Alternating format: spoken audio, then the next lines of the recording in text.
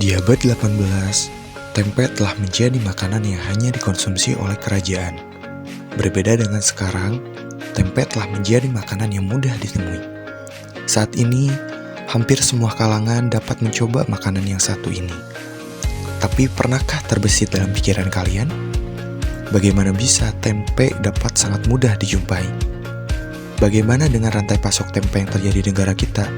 Ya, kami telah melakukan survei di kawasan Ujung Berung mengenai sistem rantai pasok tempe di wilayah tersebut. Tapi, apa itu rantai pasok? Rantai pasok adalah proses mencakup berbagai aktivitas seperti perencanaan, pengadaan bahan baku, produksi, pengelolaan persediaan, distribusi, hingga pengembalian produk.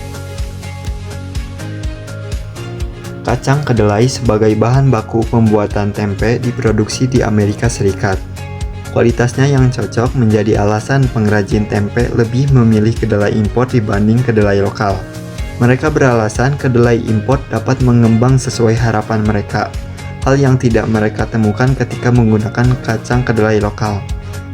Setelah diproduksi di sana, kedelai lalu didistribusikan ke Indonesia melalui jalur laut. Kedelai yang diimpor dari Amerika Serikat didistribusikan ke PT FKS Multi Agro Tbk yang berlokasi di Jakarta. Dari Jakarta, kedelai tersebut dikirim ke daerah Cicalengka yang merupakan salah satu pusat distribusi kacang kedelai. Selanjutnya, kacang kedelai didistribusikan ke Ujung Berung, tepatnya di Jalan Nagrog, di mana terdapat sebuah toko bernama Paguyuban Bangkit Bersama. Toko ini merupakan tempat para pengrajin tempe di wilayah Ujung Berung mendapatkan pasokan kedelai.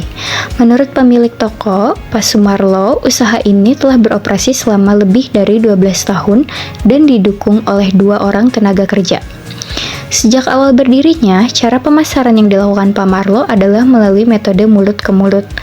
Tidak heran jika toko ini telah memiliki sekitar 70 pelanggan tetap. Dalam sehari, pemesanan bisa mencapai 3 ton. Para pengrajin tempe rata-rata memesan 1 kuintal kacang kedelai setiap harinya. Selain itu, tersedia juga pilihan eceran mulai dari hingga 1 hingga 10 kilo. Berbagai jenis kacang kedelai yang dijual di toko ini antara lain bola merah, bintang, gunung biru, BW, dan 3 kedelai. Kacang kedelai bola merah menjadi salah satu jenis yang paling laku karena kualitasnya yang lebih unggul dibandingkan jenis lainnya. Jenis bola merah dijual seharga 9.250 per kilo. Selama 12 tahun berusaha, Pak Marlo sempat mengalami kendala, yaitu saat tidak ada kiriman kacang kedelai dari Amerika, yang mengakibatkan penurunan jumlah pembeli hingga 2 kali lipat. Meskipun demikian, ia terus berupaya untuk menjaga keberlangsungan bisnisnya. Setelah menerima pasokan kedelai, bahan baku tersebut diolah menjadi tempe. Menurut Pak Sadam, salah satu pegawai di sana berpendapat bahwa kacang kedelai impor lebih bagus untuk membuat tempe dibandingkan dengan kedelai lokal. Karena jika kedelai lokal digunakan untuk membuat tempe, hasilnya kurang mengembang. Berbeda dengan kedelai impor, selain lebih mengembang, harganya pun jauh lebih murah. Tempe yang diproduksi di pabrik ini didistribusikan sepenuhnya ke pasar Ujung Berung. Setiap harinya, pabrik ini mampu memproduksi hingga 200 kg tempe yang langsung dikemas pada pagi hari dan siap dikirim ke para pedagang pasar. Tempe ini dijual langsung ke pasar dengan harga Rp8.000 per papan. Tempe yang sudah siap dipasarkan dari pabrik kemudian didistribusikan oleh retailer ke pasar Ujung Berung untuk dijual kembali. Para pedagang mengambil tempe dari pabrik pada pukul 3 dini hari menggunakan kendaraan bermotor. Tempe yang dijual kembali oleh pedagang besar dibanderol dengan harga Rp8.000 per papannya. Konsumen yang membeli tempe di pasar terdiri dari ibu rumah tangga dan pedagang kecil, seperti pedagang sayuran. Ibu rumah tangga biasanya membeli tempe untuk kebutuhan sehari-hari, sedangkan pedagang kecil membeli dalam jumlah lebih banyak untuk dijual kembali di warung mereka.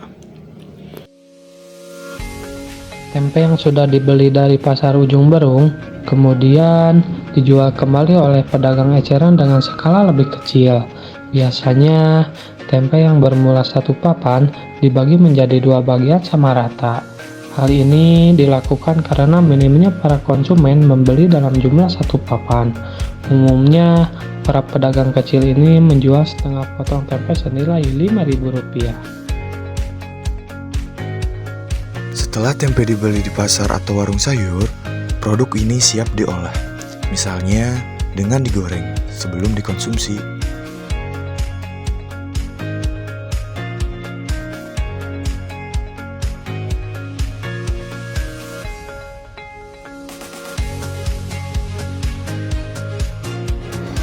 Jadi, kesimpulannya untuk rantai pasok tempe terdiri dari 3 aliran. Di antaranya, yang pertama ini ada aliran barang, yaitu kedelai dikirim dari Amerika Serikat ke PT FKS Multi Agro, Jakarta melalui jalur laut, lalu diangkut ke Cicalengka dengan truk. Dari Cicalengka, kedelai ini dikirim ke Paguyuban Bangkit Bersama yang terletak di Ujung Berung. Lalu pengrajin tempe membawa kedelai yang dibeli dengan kendaraan pribadi. Pedagang pasar juga mengangkut tempe dari pengrajin menggunakan kendaraan pribadi. Konsumen akhir dan pedagang eceran membeli tempe di pasar, adapun konsumen akhir yang membeli tempe di pedagang eceran atau warung sayur terdekat.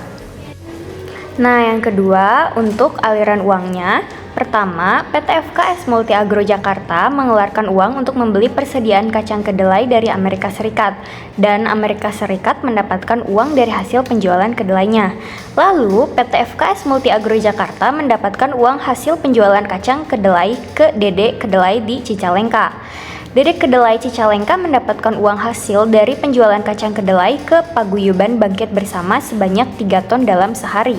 Lalu, pengrajin tempe mengeluarkan uang untuk membeli kedelai dari Paguyuban Bangkit Bersama sebanyak 1 kuintal per harinya, yang mana harga 1 kilo kacang kedelai jenis bola merah dengan pembeli terbanyak ini seharga Rp9.250. Pengrajin tempe mendapatkan uang hasil dari penjualan tempe pedagang besar dengan memproduksi sebanyak 200 kilo tempe per harinya. Kemudian, pedagang besar mendapatkan uang dari pedagang eceran dan konsumen rumah tangga senilai 8.000 tempe per papan. Pedagang eceran mendapatkan uang dari hasil penjualannya kepada konsumen menjual setengah potong tempe dengan harga Rp5.000. Dan konsumen mengeluarkan uang untuk membeli tempe di pasar maupun di warung sayur untuk kebutuhan lauk pauk. Nah, yang ketiga, informasi produk kedelai yang didapat oleh PT PKS Multi Agro Jakarta yaitu dari Amerika Serikat. Informasi kedelai yang didapat oleh Dede Kedelai Cicalengka yaitu dari PT PKS Multi Agro Jakarta. Informasi kedelai yang didapat oleh pekerja Paguyuban Bangkit Bersama Ujung Berung saat ini diperoleh dari pengurus usaha sebelumnya yaitu Dede Kedelai Cicalengka. Informasi kedelai yang didapat oleh pekerja Paguyuban Bangkit Bersama Ujung Berung saat ini diperoleh dari pengurus usaha sebelumnya yaitu di Dede Kedelai Cicalengka. Informasi kedelai yang didapat oleh pengrajin tempe yaitu dari metode mulut ke mulut yang menyebar ke sebagai besar pabrik tempe dan tahu. Di daerah Ujung Berung, karena kualitas yang bagus dan harganya yang murah, Paguyuban Bangkit Bersama terletak di Jalan Nagrog Ujung Berung. Tempe yang didapat oleh pedagang besar pasar yaitu dari pengrajin tempe, yang mana pedagang pasarnya merupakan salah satu tenaga kerja dari pabrik tempe tersebut. Tempe yang didapat dan dijual kembali oleh pedagang eceran yaitu dari pedagang besar atau yang dibeli di pasar. Dan tempe yang diperoleh oleh konsumen terdiri dari 2 produsen, yaitu pedagang besar dan pedagang eceran.